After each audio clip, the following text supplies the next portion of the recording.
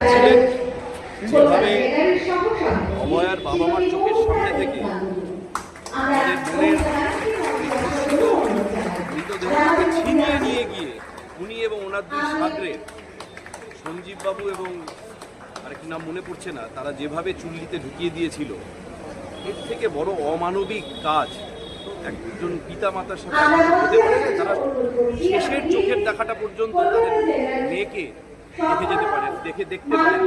সেই জায়গা থেকে সম্মানীয় মুখ্যমন্ত্রী তো পানিহাটির মুখে দাঁড়িয়ে পরিষ্কার করায় বলেছিলেন যে আমরা অভয়াকে ভুলিনি, তার উপরে অত্যাচার করিনি এবং প্রতিটা অত্যাচারের হিসাব হবে। এবং সম্মানীয় মুখ্যমন্ত্রী সিপিকে ওখানে দাঁড়িয়েই নির্দেশ দিয়েছিলেন যে এই যে লাশ ছিনিয়ে নিয়ে গিয়ে, শবদেহ ছিনিয়ে নিয়ে গিয়ে, এটা তো এভিডেন্স মিটিয়ে দেওয়া তো অবশ্যই, কারণ দেহর যদি প্রকৃতভাবে ঠিকভাবে পোস্টমর্টেম হতো বহু তথ্য উঠে আসতো, যেটা এই হঠাৎ করে সেটাকে ছিনিয়ে নিয়ে গিয়ে মুড়িয়ে দেওয়াতে, চুল্লিতে ঢুকিয়ে দেওয়াতে সম্ভব হয়নি। এটা তো এভিডেন্স ট্যাম্পারিং। এভিডেন্স ট্যাম্পারিং কেউ করলে আমাদের ভারতীয় আইন অনুযায়ী তার তো খুব কড়া শাস্তি হওয়া উচিত, যেখানে খুনের এবং ধর্ষণের মতো গর্হিত অপরাধ জড়িয়ে রয়েছে। উনিও জানেন কি অপরাধ করেছেন, তাই পালিয়ে গেছিলেন। ভেবেছিলেন অন্য রাজ্যে পালিয়ে গিয়ে বাঁচবেন, কিন্তু উনি ভুলে গেছেন কাশ্মীর থেকে কন্যাকুমারীতে এখন মোদীর সরকার, আর এই সরকারের হাত অনেক লম্বা, অপরাধ করে কোথাও পার পাওয়া যায়।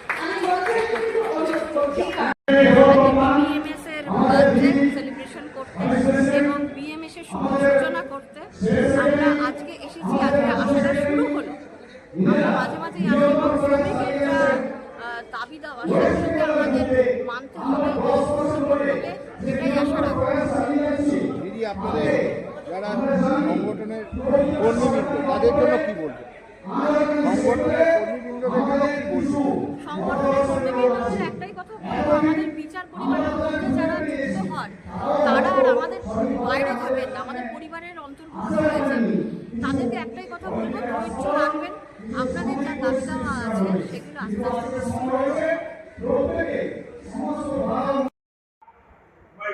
ভারতীয় পোস্টাল কর্মচারী অ্যাসোসিয়েশনের একজন কার্যকর্তা। আজকে ভারতীয় প্রতিরক্ষা মজদুর সংঘের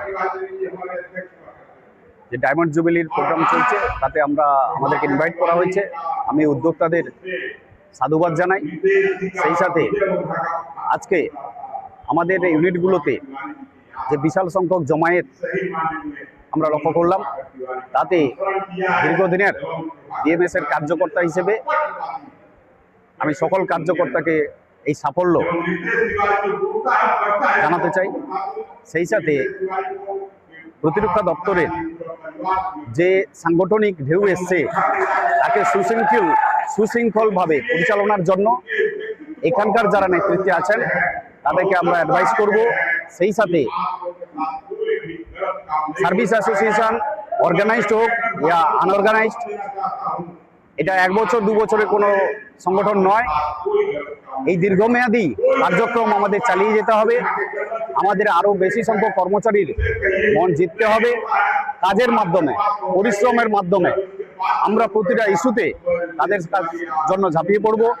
অ্যাডমিনিস্ট্রেশনের সাথে চোখে চোখ রেখে লজিক্যাল ডিমান্ড কনক্লুশনের মাধ্যমে আমরা কর্মচারীর জন্য। নমস্কার, আমি দেবোত্তম পান, বিএমএসের কলকাতা ডিস্ট্রিক্ট।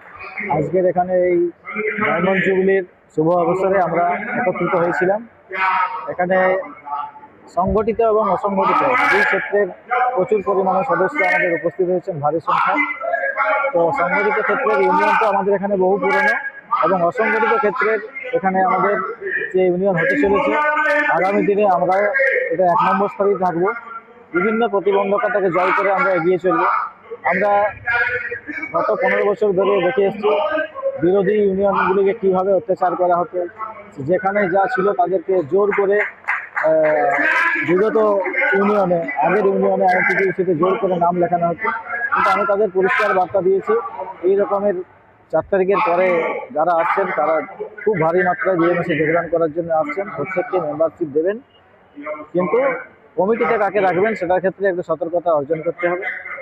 দ্বিতীয়ত, এখানের বেশ কিছু নাম নিয়ে নামের আগে ভারতীয় জনতা লাগিয়ে দিয়ে তারা নিজেদেরকে প্রতিষ্ঠিত করতে চাইছে বিজেপির সংগঠন বলে। আমি পরিষ্কার জানিয়ে দিচ্ছি, আমাদের মাননীয় রাজ্য সভাপতি বিজেপির ভট্টাচার্য মহাশয় জানিয়ে দিয়েছেন বিজেপির কোনো ট্রেড ইউনিয়ন নেই।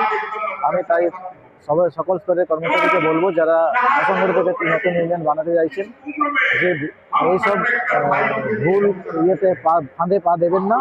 আগামী দিনে আপনারা বিএমএসের ছাতার তলায় ইউনিয়ন করুন। আপনাদের প্রত্যেকটি অধিকারকে সুরক্ষিতভাবে আদায় করার দায়িত্ব বিএমএসের।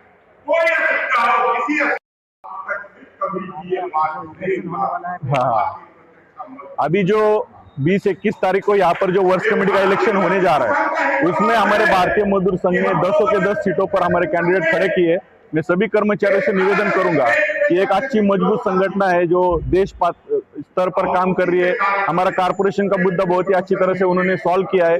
आप सभी को government employee till the date of retirement रखा है, उसकी एक अच्छी सी उनको एक सौगात देने के अवसर पर आप सभी लोग उस 10 हमारे कैंडिडेट को भारी बहुमत से चुन के लाए। ऐसे में आप सभी से आह्वान और विनंती करता हूँ।